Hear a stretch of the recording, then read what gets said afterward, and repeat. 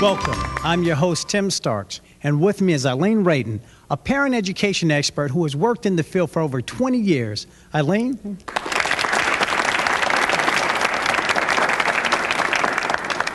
Thank you, Tim. In this series, we'll look at some of the primary issues parents face in raising their children. Parenting is a skill, but like all skills, it is acquired and can be developed and improved. The children on our program are 5-year-olds, but as we know, many of the ideas that apply to young children are applicable to children of any age. The subject of today's program is communication. Parents can model effective communication skills which can often resolve behavior problems and minimize the need for disciplinary measures. Tim? Let's watch a scene in which parents make decisions that will affect their child's ability and desire to better communicate. What would you do if you were in this situation? You're home early. Other kids hate me. They don't hate you, Alicia. Don't be silly. No one wants to play with me. Forget about them, sweetie. Besides, it's almost time for dinner. Where's the phone, Bill? They no one likes me. Well, what'd you do? Nothing. Well, you must have done something. Alicia came home feeling sad and left out. She needed to talk about her feelings with her parents. Take a moment to think about these questions. How did Alicia's parents respond to her? What did Alicia really want from her parents? And what would you have done in this same situation if she was your child?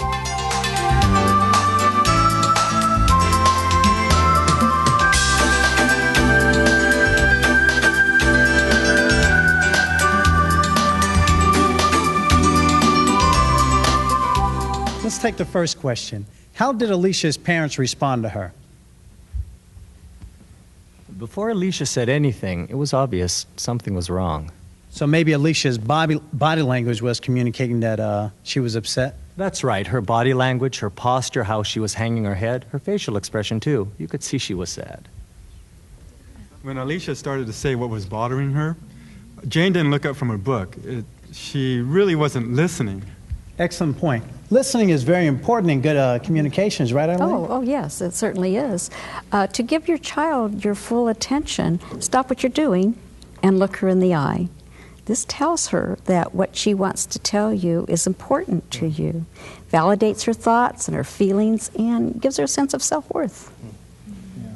I agree. If Jane says the right things, but her body language shows Alicia that she's not interested, it's basically the same thing as not listening.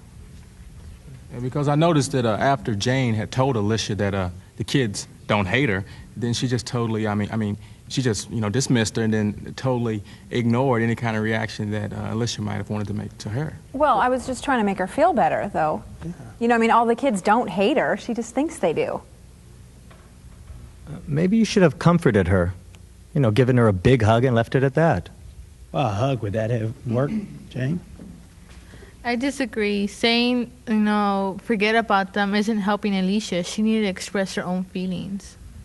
Since she's only 5, maybe she doesn't know the best words to express her feelings. Does age matter, Eileen? Is that important? Yes, of course it does. And often parents expect their young children to know how to say how they feel like an adult.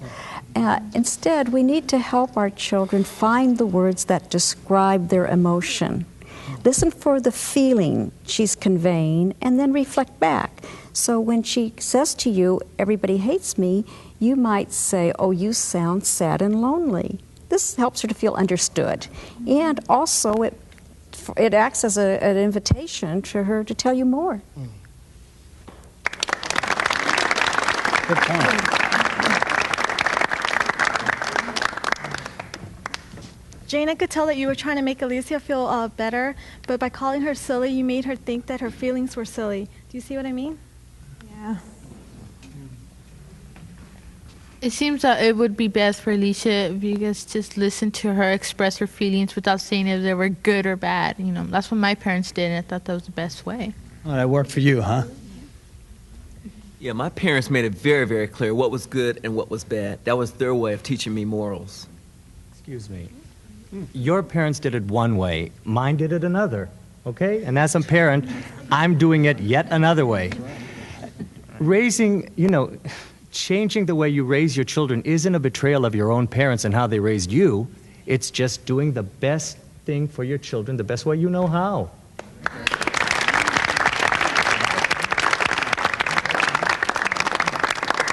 That's right. Trying to be a better parent. There's nothing wrong with trying to be a better parent,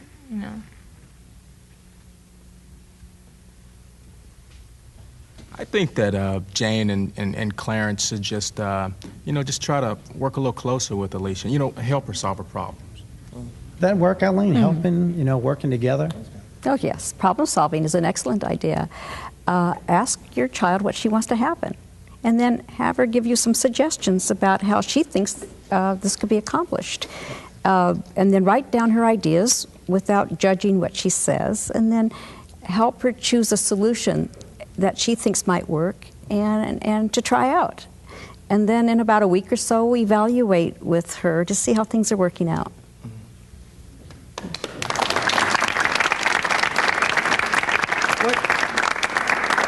What about Clarence's response to Alicia? He's sitting up there waiting patiently. Well, Clarence acted like it was his daughter's fault that she didn't have any friends. Oh, no. My mind was preoccupied with paying our bills, and Jane had to study for this test for this class she's got. Alicia's got to learn to respect our time too. Well, Eileen, is that important? I mean, parents to have their own time? Oh, yes, of course it is. However, children need uninterrupted time with their parents. They need time to talk to their parents about their thoughts, their feelings, and their experiences. So it's important that we set aside time every day, whether it's after school or after work, where we just talk to our child and make that child feel important to us. How does that sound, Clarence? Yeah. I think I can do that. I would like to add another thought here, that it's important that we start speaking and listening to our children when they're young. So as they grow older, they're accustomed to coming to us with their problems, and they will not feel the need to turn to strangers. Well, that's what I meant earlier. I don't think Alicia would continue to confide in her dad if he treats her like she's done something wrong. It's really important to me that Alicia knows that she can tell me anything, that she can come and talk to me if she's ever in trouble. Yeah, and I want our daughter to know that we both love her and that we will always be there for her. That's terrific.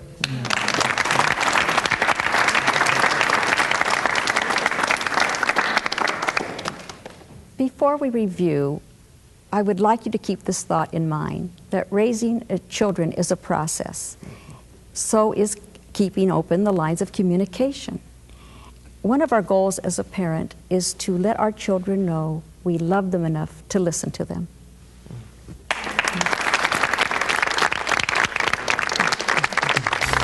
Which of the following three choices would be appropriate for Jane and Clarence? Think about why these choices would help Alicia communicate and teach her that her feelings and ideas are important and valid.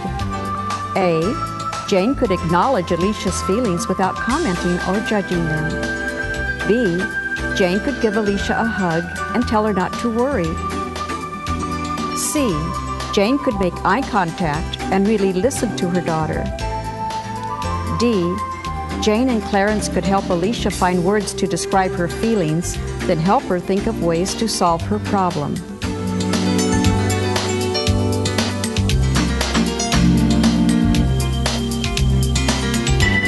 A, C, and D are appropriate choices Jane and Clarence could have made. You may have additional good ideas as well. Letter B is not the best choice because it would not be enough for Jane to give Alicia a hug and tell her not to worry. Giving physical affection is very important, but in this case, it should be accompanied by acknowledging the child's thoughts and feelings. Let's summarize some of the key ideas from this section. We want to make choices that will help our children develop effective communication skills. Number 1, when you listen to your children, stop what you're doing, make eye contact, and listen without judgment, blame, or interruption. Acknowledge your child's feelings and help him express them. Number 2, name-calling or putting negative labels on a child injures the child's self-esteem and stops positive communication. Number 3, parents need to develop realistic expectations of what their child is capable of verbally expressing. You can help your child find the words to describe his or her feelings. Number 4, parents can help a child discover solutions to his or her problems by asking what the child wants to do to find alternatives. This is most effective when the child then commits to give the solution a try. Jane and Clarence, on this show you have a chance to go back in time and do the scene over. Would you like to try the new communication skills you have just learned? Yes. Yeah. Okay. Let's watch Jane and Clarence and see what they do differently.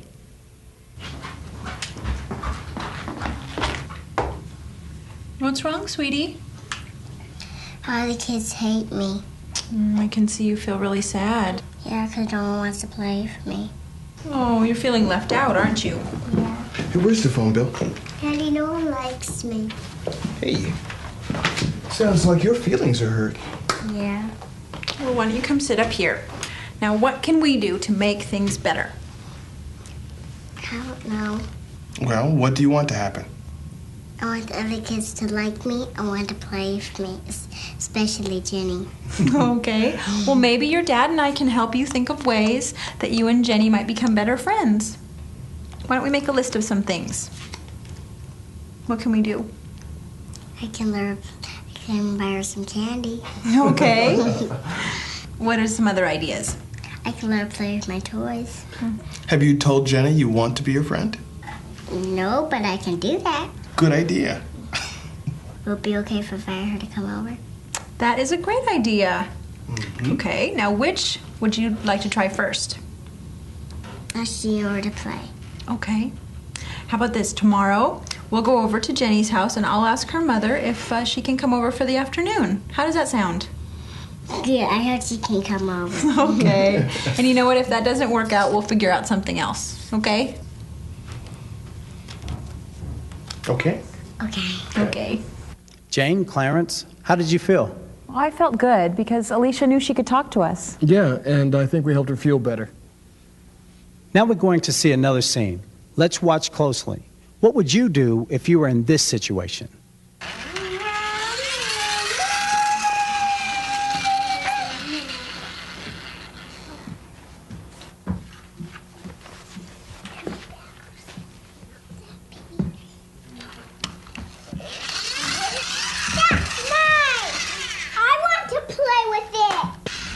Stop it right now.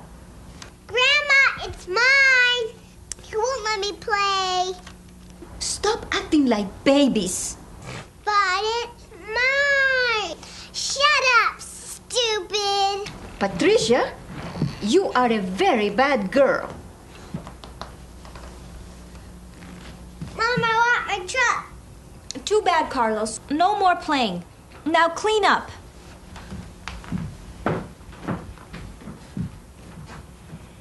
Take a minute to think about what you have just seen and think about the following questions. We'll hear from our studio audience in a moment. How did Carlos and Patricia's grandmother respond to their fighting? What did the children want? And what would you have done?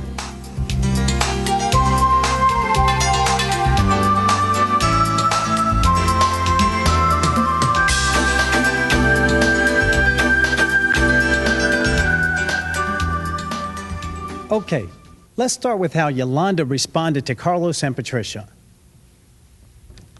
She stopped them from fighting. I think that was the right thing to do. She had to get their attention somehow. I mean, you can't talk to someone who's not listening. Very true. But what happened after Yolanda got their attention? Now that's where I think Yolanda could have said something else. I mean, calling them babies. That didn't help the situation. It only made them feel bad about themselves. I think so, yes. Name-calling makes children feel disliked, unloved, and it diminishes their self-esteem. And we know that ridiculing and shaming really does not teach children what we want them to learn. Name calling probably cuts off further communication too. I I wasn't thinking of all that. I just wanted them to stop fighting.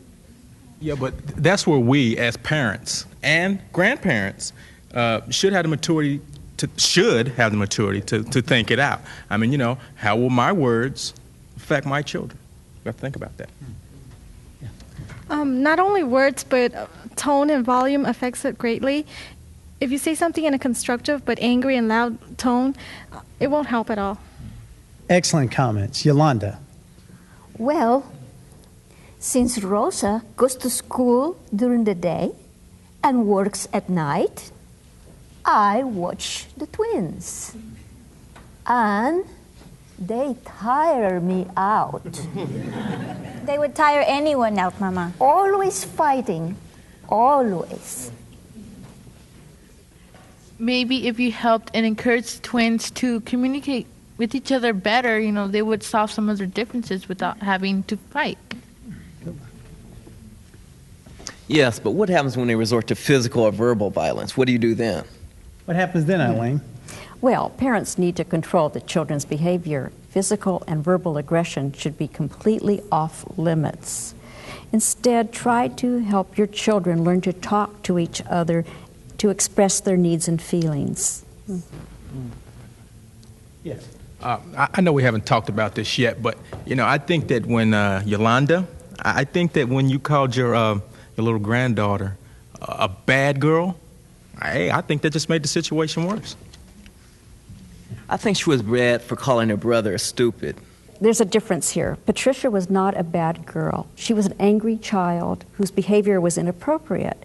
It's crucial that we separate the child from the actions, that we focus on the behavior and not on the character of the child. So you can say to her that you don't like it when she calls her brother a name, and tell her when you call Carlos stupid, it hurts his feelings. Yeah, another thought about name calling is that I've noticed children, they learn by example. So if you call your child a name, then he's going to think it's all right to call other people names. I was thinking, what if you discipline a child by using positive words? Tell him or her what you want him to do instead of saying, don't do that all the time.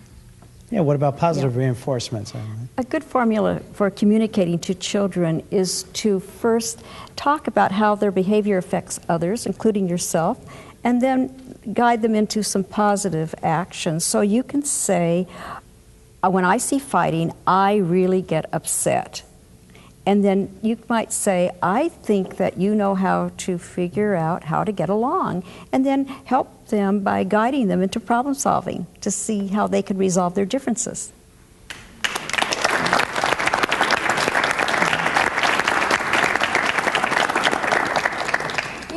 I think these suggestions are really good. But what about when they won't share? I don't know what to do. Oh, what happens when they don't share? You could try to get Carlos and Patricia to play with the toy together. How about that? I'd take the toy away. That way they can't fight over it. But how will that make children learn how to share? How are they going to learn to share? Sharing is very difficult, even for 5-year-olds. If at all possible, I would encourage them to share the toy rather than just take it away. You might need to say, Patricia has a turn now, and Carla, when she's finished, it will be your turn. But better yet, let's get back to this problem solving. Let them tell you how they plan to share the toy that often is effective. Thanks. Yeah. We'll try that. Yes.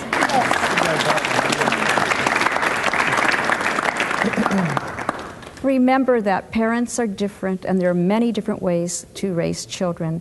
The idea for this discussion is to highlight certain factors that we generally know help parents and children learn effective communication skills.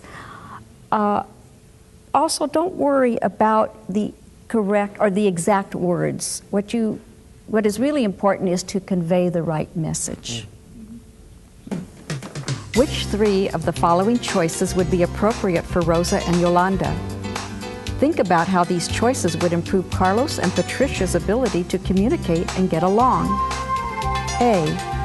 Yolanda could acknowledge the children's feelings of anger and hurt. B. Yolanda could explain how Carlos and Patricia's actions affect each other and also how their actions make her feel.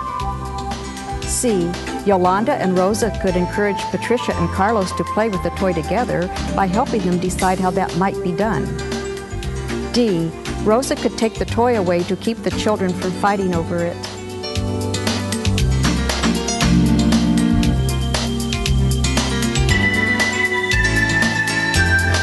A, B, and C are the most constructive choices for Carlos and Patricia's mother and grandmother.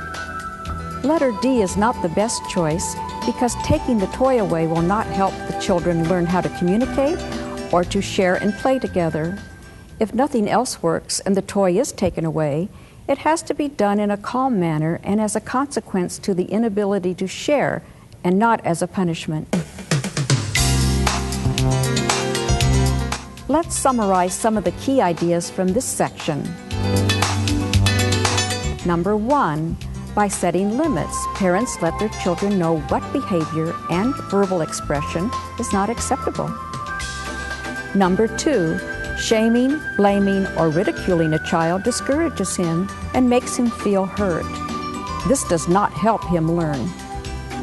Number 3, explaining how your child's actions make you feel or affects others is a very good way of teaching him how to communicate better and behave appropriately.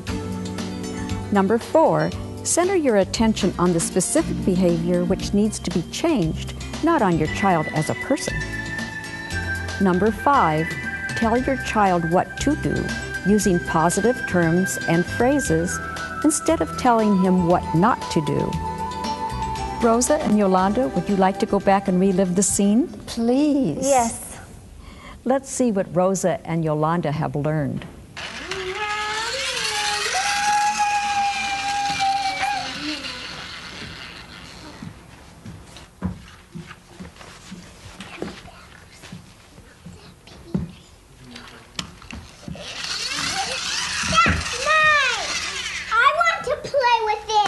Stop it. Pushing and hitting is not okay. Grandma, it's mine. You won't let me play. But it's mine. When you two fight with each other, it makes me very upset. I want you to play together without fighting and to share your toys. But it's mine.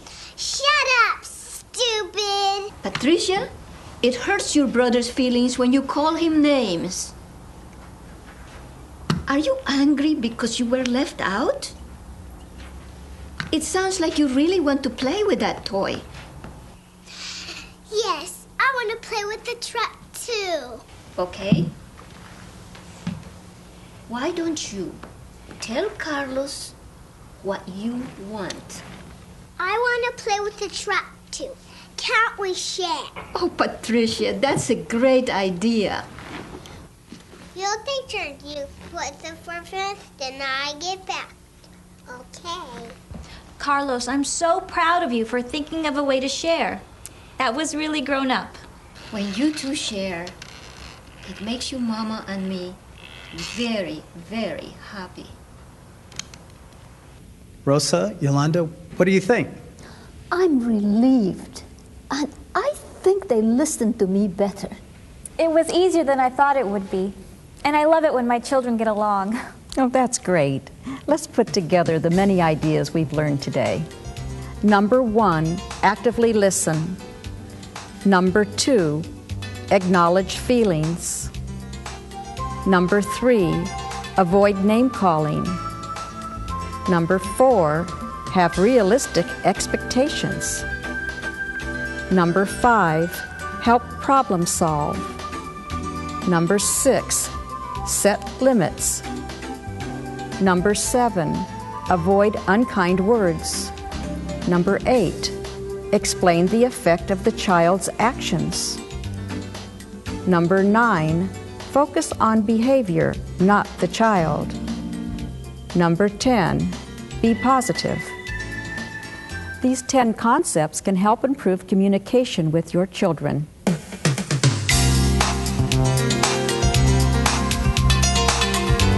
An excellent way to implement these new communication skills with your children is to keep a daily journal.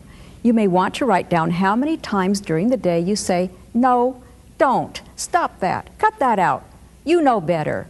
But also write down the positive comments that you make, such as, "I like the way you did that," "Oh, good idea, thank you," "Oh, I like the way you shared that toy," or "You sound like you need a hug," or "I need you to listen to me right now." Then notice the difference in how your children respond. We hope that watching this video will help you with you and your children. And we look forward to working with you again on our next episode of The Now and Future Parent.